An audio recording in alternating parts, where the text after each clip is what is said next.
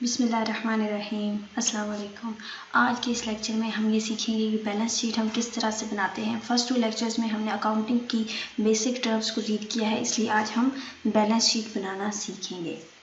Balance sheet is a statement. Balance sheet कोई account नहीं है जैसे प्रॉफिट एंड लॉस अकाउंट। ये एक स्टेटमेंट है जो साल के एंड पे प्रिपेयर की जाती है कि बिजनेस की क्या पोजीशन है, क्या ग्रोथ है, और ये एक फिक्स्ड डेट पर बनाई जाती है, on a certain fixed date.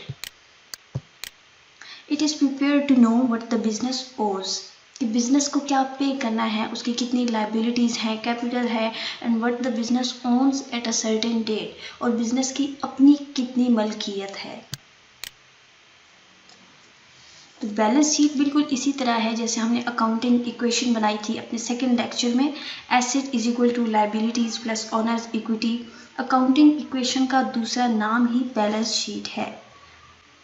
Liabilities और ऑनर इक्विटी एक साइड पे क्यों आता है? आपने कैपिटल लगाया बिजनेस के मालिक ने तो भी पैसा मिला, और लोन लिया तो भी पैसा आपके पास आया, इसलिए लाइबिलिटीज और ऑनर्स इक्विटी एक साइड पे आती है और एसेट्स एक तरफ।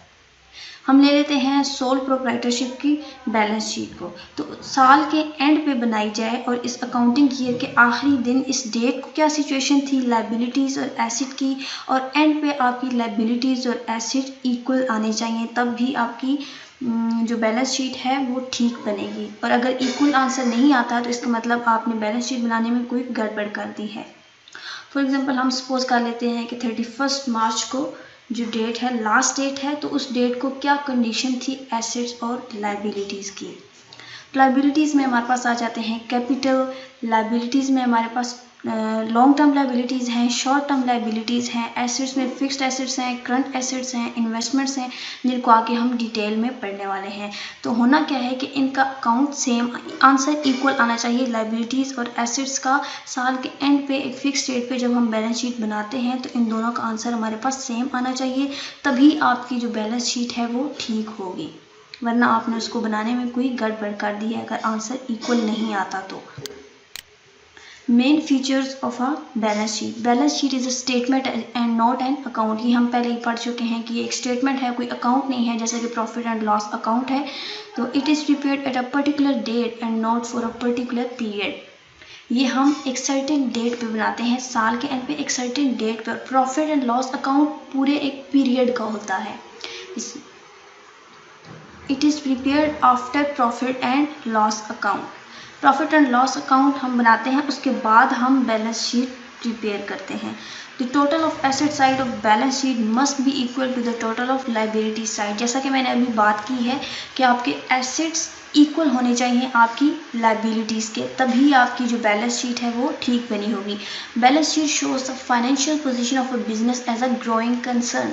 हम क्यों बनाते हैं बैलेंस शीट? क्योंकि वो हमें साल के एंड पे ये बताती है कि हमारे बिजनेस की ग्रोथ कैसी है, उसकी फाइनेंशियल पोजीशन कैसी है, क्या फ्यूचर में उसकी ग्रोथ अच्छी होगी, ये ना हो कि हमें उसे बंद करना पड़े, और अगर अच्छी नहीं है तो हम उसके लिए क्या स्टेप्स ले सकते हैं, कौन सी स्ट्रेटजीज़ हैं जिनको फॉलो करके हम अपने बिजनेस को अपने पाँव पर खड़ा कर सकते हैं, एक्सपेंसेस को कम कर सकते हैं, और कॉस्ट जो है उसको हम कम कर सकते हैं।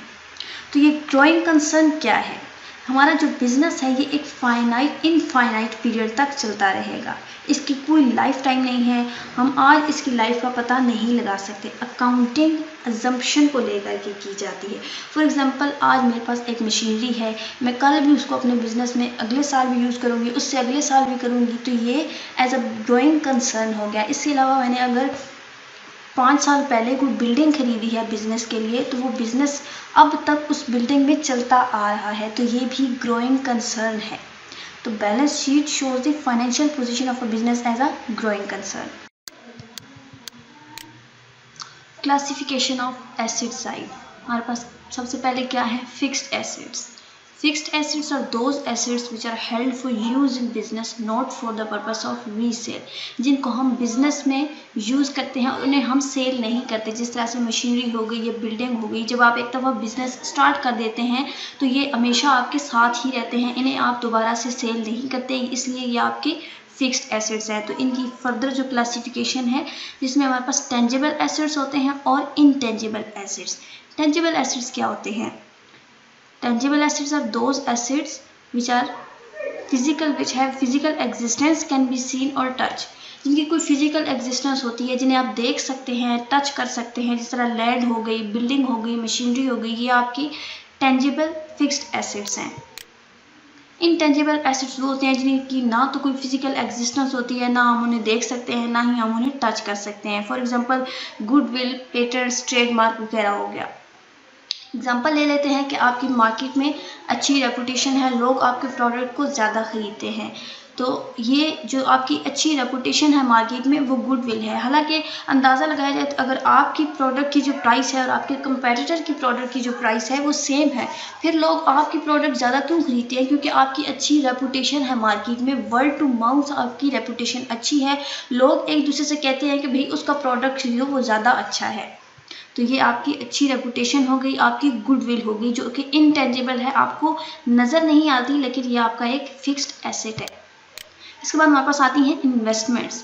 इन्वेस्टमेंट्स आर कैपिटल एक्सपेंडिचर, ये आपका कैपिटल एक्सपेंडिचर होता है। Incurred on purchases of shares, debentures and bonds etcetera. For example आपने बिजनेस में से कुछ पैसा निकाला और आपने कहीं और पे इन्वेस्ट किया, शेयर्स के तौर पर, डिबेंचर्स पे या बॉन्ड्स पे, तो अर्निंग जो उस आपके पास आई है डिविडेंड्स की बेस पे आई है, इंटरेस्ट या रेंटल्स की बेस पे, और इसको आप बैलेंस शीट में सेपरेटली रिकॉर्ड करेंगे क्योंकि ये आपकी बिजनेस से हट कर है, आउटसाइड आपने इन्वेस्ट किया है, इसका आपके बिजनेस से कोई लेना देना नहीं है, इसलिए आप इसको बैलेंस शीट में जो है वो सेपरेटली रिकॉर्ड करेंगे। फिर आते हैं हमारे पास current assets. Current assets are those assets which are for resale for converting them into cash within 1 year. वो करंट एसेट्स होते हैं जिन्हें हम 1 साल के अंदर अंदर कैश में कन्वर्ट कर देते हैं। फॉर एग्जांपल बैंक बैलेंस हो गया, या जो कैश आपके पास होता है, इसके अलावा डेटर्स वगैरह। Broad classification of liabilities side. Liabilities क्या होती हैं? जो पैसा आपने आउटसाइडर्स को देना होता है वो आपकी लाइबिलिटीज हैं, इसलिए इसे हम एक्सटर्नल लाइबिलिटीज कहते हैं, जो आउटसाइडर को आपने देनी है। For example long term liabilities हो गई या शॉर्ट टर्म लाइबिलिटीज हो गई। तो लॉन्ग टर्म लाइबिलिटीज में आपके लोन्स आ जाते हैं, मॉर्गेजेस आ जाते हैं, या लॉन्ग टर्म लोन्स। ये क्या होते हैं? जो आपने 1 साल या 1 साल से ज़्यादा के अरसे में आपने पे करना होता है, वो लॉन्ग टर्म लाइबिलिटीज़ होती हैं। शॉर्ट टर्म लाइबिलिटीज़ में आपके trade creditors, bills payable, bank overdraft, employees provident fund. Short term liabilities वो होती हैं जो आपने 1 साल के अंदर अंदर पे करनी होती हैं। Capital, following items are included. Capital वो होता है जो आपने बिजनेस के स्टार्ट में इन्वेस्ट किया, वो कैपिटल, और बिजनेस में स्टार्ट करने के बाद आपने जो उसमें एडिशनल कैपिटल लगाया उसे आप ऐड कर देंगे तो आपके पास नेट प्रॉफिट आ जाएगा। नेट प्रॉफिट में आपने माइनस करनी है ड्राइंग्स और इनकम टैक्स। ड्राइंग्स क्या होती हैं? बिजनेस में से पर्सनल यूज़ के लिए जो आप पैसा निकालते हैं वो ड्राइंग्स होती हैं। इनकम टैक्स क्या है? जो नेट प्रॉफिट आपके पास आ गया है आपके बिजनेस से, तो उस पर जो आप टैक्स पे करते हैं वो आपका इनकम टैक्स है। और फिर आपके पास नेट लॉस आ गया, इनको आप माइनस कर लेंगे तो आपके पास नेट लॉस आ जाएगा। तो इस तरह से आप बैलेंस शीट बना सकते हैं। और सबसे इम्पोर्टेंट बात कि आपका आंसर इक्वल आना चाहिए, वरना आपकी बैलेंस शीट ठीक नहीं बनी है। तो आज का हमारा लेक्चर यहाँ पर ख़त्म होता है। अपने अगले लेक्चर में हम इनकम स्टेटमेंट के बारे में पढ़ेंगे कि हम उसको किस तरह से बना सकते हैं। तो थैंक्स फॉर वॉचिंग। वीडियो अच्छी लगे तो लाइक ज़रूर कीजिएगा। अल्लाह हाफिज़।